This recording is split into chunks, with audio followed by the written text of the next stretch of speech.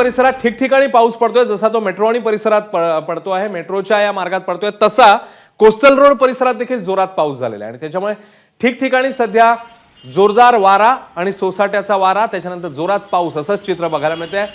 Coastal road परिसरातनं देखील हे दृश्य समोर येतात। जोरात पाऊस तिकडे देखील पाहायला मिळतोय, जोरदार वारा आहे ठिकठिकाणी, त्याच वेळी पाऊस देखील जोरात पडतोय।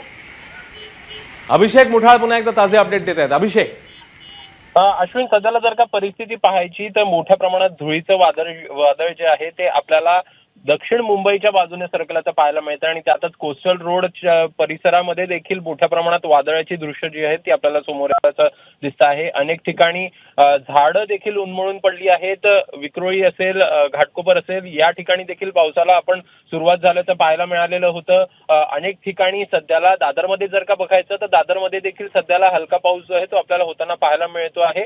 सोबतच एकूण ठाणे असेल किंवा पालघर असेल या ठिकाणी काही ठिकाणी जर का बघायचं तर जोरदार पाऊस जो आहे तो आपल्याला पाहायला मिळतो आहे।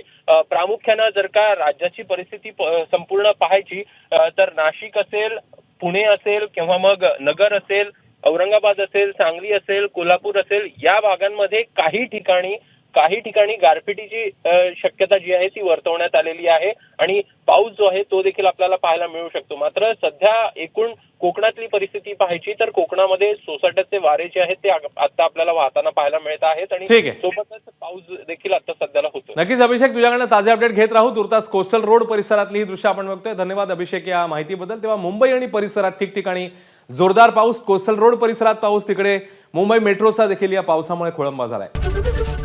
एबीपी माझा, उघडा डोळे बघा नीट।